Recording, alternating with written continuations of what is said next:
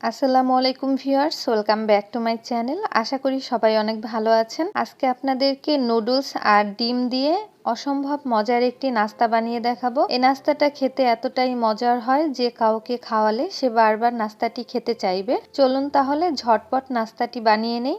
আমি এখানে 1 packet noodles নিয়েছি। এখন এই নুডলসটা সিদ্ধ করে নিব। নুডলস সিদ্ধ করার জন্য পরিমাণ মতো পানি দিয়েছি, আর এই পানির মধ্যে আমি 1 চা চামচ পরিমাণ তেল দিয়ে দিচ্ছি। পানিটা যখন এরকম গরম হয়ে যাবে তখন আমি নুডলসটা দিয়ে দিচ্ছি। আমি নুডলসটা একটু ভেঙে এরপরে পানির মধ্যে দিলাম। এবার এই নুডলসটা আমি 50% মতো সিদ্ধ করে নিব। এর থেকে বেশি সিদ্ধ করা যাবে না, তাহলে কিন্তু নুডলসটা বেশি গলে যেতে পারে। আমি এখানে 1 প্যাকেট নুডলস দিয়ে নাস্তাটা তৈরি করব। আপনারা চাইলে কিন্তু নুডলসের পরিমাণটা আরও বাড়িয়েও নিতে পারেন। তো নুডলসগুলো কিন্তু প্রায় সিদ্ধ হয়ে গেছে। আমি এবার চুলাটা বন্ধ করে দিচ্ছি। এরপর নুডলসের পানিটা খুব ভালোভাবে ঝরিয়ে নিব। ঝরিয়ে নেওয়ার পরে একবার ঠান্ডা পানি দিয়ে ভালো মতো ধুয়ে সেই পানিটাও ভালো করে ঝরিয়ে নিতে হবে। নুডলসের পানিটা খুব ভালোভাবে ঝরিয়ে আমি একটা প্লেটের মধ্যে নিয়ে নিয়েছি। আর খেয়াল রাখবেন নুডলসটা যেন পুরোপুরি ঠান্ডা হয়ে যায়। এখন একটা বাটিতে আমি একটা ডিম ভেঙে নিলাম। এই ডিমটা আমি নুডলসের মধ্যে দিয়ে দিচ্ছি। এরপর দিয়ে দিচ্ছি 1 চা চামচ আদা রসুন বাটা, সামান্য একটু লবণ, সামান্য পরিমাণ হলুদের গুঁড়া, 1/2 চা চামচ পরিমাণ দিয়ে দিচ্ছি লাল মরিচের গুঁড়া, 1 টেবিল চামচ পরিমাণ কাঁচামরিচ কুচি। ঝালটা কিন্তু আপনারা আপনাদের টেস্ট অনুযায়ী দিয়ে নেবেন। দিয়ে দিচ্ছি নুডলসের প্যাকেটের সাথে যে মশলাটা ছিল সেই মশলাটা। আমি 1 প্যাকেট মশলাই দিয়ে দিচ্ছি। এরপরে দিয়ে দিব 1/2 কাপ পরিমাণ পেঁয়াজ কুচি। পেঁয়াজটা কিন্তু একটু মিহি করে কুচি করে নিতে হবে। এখন এই সব কিছু আমি নুডলসের সাথে ভালোভাবে মেখে নিচ্ছি। একটু ভালোভাবে মেখে নিতে হবে যেন সব মশলাগুলো নুডলসের সাথে ভালোভাবে মেশানো হয়।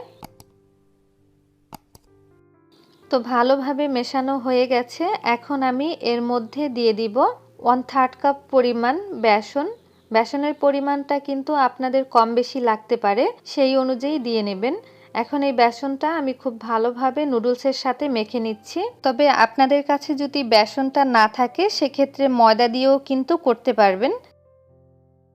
তো ভালোভাবে মেখে নেওয়া হয়ে গেছে। এখন আমি এরকম সাইজ করে নাস্তাটি ভেজে নিব। তো ভাজার জন্য পরিমাণ মতো তেল দিয়ে দিচ্ছি। তেলটা যখন গরম হয়ে যাবে তখন আমি একটা একটা করে এই তেলের মধ্যে দিয়ে দিব। আর চুলার আঁচটা মিডিয়ামে রেখে এই নুডলসের পাকোড়াটা কিন্তু ভেজে নিতে হবে। তো সঙ্গে সঙ্গে কিন্তু উল্টে দেওয়া যাবে না। এক সাইড যখন হয়ে যাবে তখন আমি উল্টে দিচ্ছি। এতে করে কিন্তু পাকোড়াটা আর ভেঙে যাবে না। তো আমি 2 সাইড খুব ভালোভাবে ভেজে নিচ্ছি। যেহেতু নুডলসগুলো আগে থেকেই সিদ্ধ করা, তাই এই পাকোড়াটা ভাজতে কিন্তু বেশি একটা সময় লাগবে না। অল্প সময়ের মধ্যেই কিন্তু ভেজে নিতে পারবেন। তো দেখুন আমার একটা পাকোড়াও কিন্তু ভেঙে যায়নি। তো আমি 2 সাইড খুব ভালোভাবে ভেজে নিচ্ছি। এখন কিন্তু এই পাকোড়াগুলো পুরোপুরি ভাজা হয়ে গেছে। আমি এবার তেল ঝরিয়ে এই পাকোড়াগুলো তুলে নিচ্ছি। আর বাকি সব পাকোড়াগুলোও কিন্তু আমি সেমভাবে ভেজে নিব।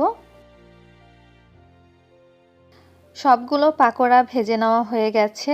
আর এই পাকোড়াটা খেতে কিন্তু অনেক মুচমুচে হয়। অল্প সময়ের মধ্যেই কিন্তু এই পাকোড়াটা বানিয়ে খেতে পারেন। আশা করছি ভিডিওটি আপনাদের কাছে ভালো লেগেছে। ভালো লাগলে লাইক, কমেন্ট আর শেয়ার করতে ভুলবেন না। চ্যানেলটি সাবস্ক্রাইব করে রাখবেন। সবাই ভালো থাকবেন। আল্লাহ হাফেজ।